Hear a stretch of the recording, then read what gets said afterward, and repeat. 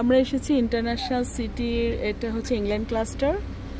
তো আমরা গাড়ি পার্কিং এর এরিয়াতে এসেছি, কিন্তু পার্কিং একটাও খালি নেই। দেখেন একদম কানায় কানায় পরিপূর্ণ। আর এগুলো হচ্ছে একদম যে গাড়িগুলো রেখেছে এগুলো একদম সারা রাতের জন্য, হোল নাইটের জন্য।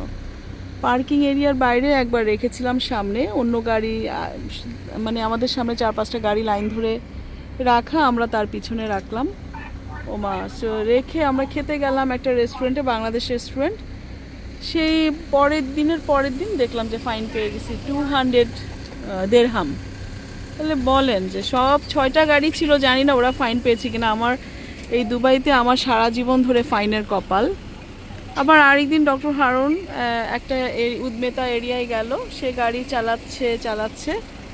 তো এই গাড়িটা আবার কি চাচ্ছে আল্লাহই জানে। আমি তার পার্কিংয়ে দাঁড়ানো নাই, সে এখানে কি জানি পার্কিং খুঁজতেছে। তো ওখানে জাস্ট একটু একটা মানে 3-4টা গাড়ি একসাথে দাঁড়ানো, আগে সামনের গাড়ি না গেলে কিভাবে যাবে। মা পুলিশের গাড়ি পিছনে হর্ন দিচ্ছে। পরে একটা সাইড করে রেখে একটু জিজ্ঞেস করলো যে মানে পুলিশ কিছু বলতে চাই কিনা, কন্টিনিউয়াস হর্ন দিচ্ছে। মা সে বলে নো। পরে দেখা গেল সে হর্ন ফাইন দিয়ে দিচ্ছে 500। এরকম ফাইনের কপাল, কোনো দোষ কিছু করা ছাড়াই ফাইন খেতে হয় আমাকে সব সময়।